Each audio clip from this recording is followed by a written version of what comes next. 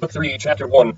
How King Arthur took a wife and wedded Guinevere, daughter to Leo de Grace, king of the land of Camelard, with whom he had the Round Table.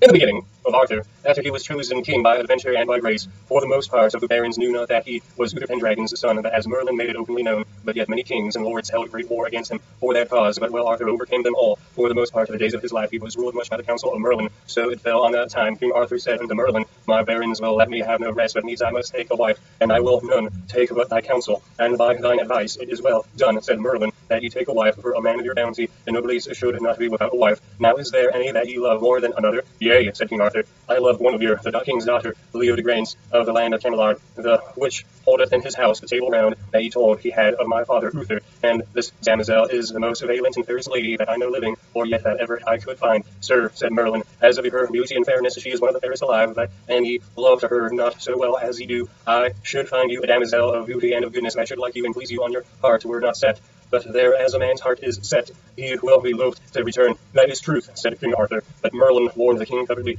that Guinevere was not wholesome for him to take to wife, for he warned him that Lancelot should love her, and she him again. And so he turned his tale to the adventures of Sangreal. Then Merlin desired of the king for to have men with him that should inquire of Guinevere, and so the king granted him. And Merlin went forth unto King Leodegrance of Camelard, and told him of the desires of the king that he would have unto his wife Guinevere, his daughter. That is to me, said King Leodegrance, the best tidings that ever I heard, that so worthy a king of prowess and noblesse will wed my daughter. And as for my lands, I will give him, wist I it might please him, but he hath lands enow, and he needeth none, that I shall send him a gift, shall please him much more, for I shall give him the Table Round, and which Uther Pendragon gave me, and when it is full complete, there is 100 knights and 50, and as for 100 good knights I have myself, but I fought 50, for so many have been slain in my days, and so Leodegrance delivered his daughter Guinevere unto Merlin, and Table Round with the 100 knights, and so they rode freshly with great royalty, what by water and what by land, till they came nigh unto London.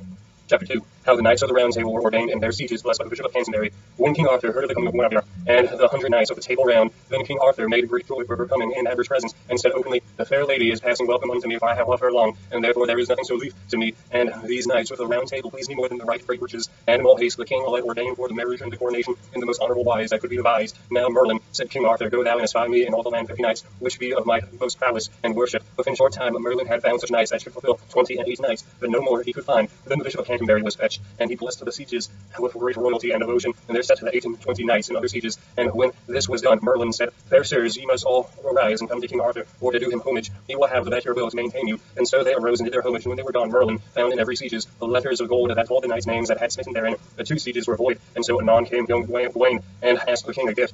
Ask, said the king, and I will grant it to you. Sir, I ask that you will make me knight that same day you shall wed fair Guinevere. I will do it with good will, said King Arthur, and do unto you all worship that I may, for I must be reason ye are my nephew, my sister's son. Chapter 3. How a poor man, riding upon a lean mare, desired King Arthur to make his son knight. Forthwithal there came a poor man into the court, and brought with him a fair young man of 18 years of age, riding upon a lean mare. And the poor man asked all men that he met, Where shall I find King Arthur? Yonder he is, said the knights. Wilt thou anything with him? Yea, said the poor man. Therefore I came hither. Anon as he came before the king, he saluted him, and said, O King Arthur, the flower of all knights, kings I beseech Jesu, save thee.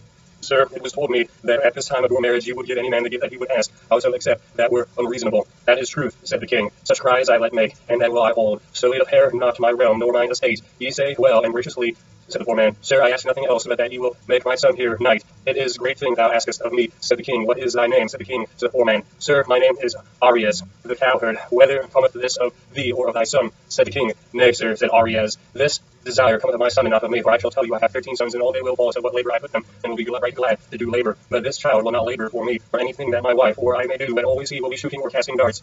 I am glad for to see battles, and to behold knights, and always day and night he desireth of me to be made a knight. What is my name? Said the king unto the young man. Sir, my name is Tor. The king beheld him fast, and saw he was passingly well visaged, and passingly well made of his ears. Well, said King Arthur unto Arias the cowherd, Fetch all thy sons before me, that I may see them. And so the poor man did, and all were shaped much like the poor man, that Tor was not like none of them, all in shape nor in countenance, for he was much more than any of them. Now, said King Arthur unto the cowherd, Where is the sword that he shall be made a knight withal? It is here, said Tor. Take it out of the sheath, said the king, and require me to make you a knight. Then Tor alighted off his mare, and pulled out the sword, kneeling and requiring the king that he would make him a knight, that he might be a knight of the Table Round. As for a knight, I will make you, and therewith smote him in the neck with the sword, saying, Be a good knight, and so I pray to God so ye may be, and if ye be of prowess and worthiness, ye shall be a knight of the Table Round. Now, Merlin, said Arthur, say whether this whore shall be a good knight or no. Yea, sir, he ought to be a good knight, for he is come a good man, as any is alive, and of king's blood. How so, sir? Said the king. I shall tell you, said Sir Merlin. This poor man, Arya's the cowherd, is not his father. He is nothing sib to him, or King Pellinore is his father. I suppose nay, said the cowherd. Fetch thy wife before me, said Merlin, and she shall not say nay. Anon the wife was fetched, which was a fair housewife, and there she answered Merlin full womanly, and there she told the king and Merlin that when she was a maid, and when some kine there met with her a stern knight, and half by force he had my maidenhead, and at that time he begat my son poor, and he took away from me my greyhound that I had that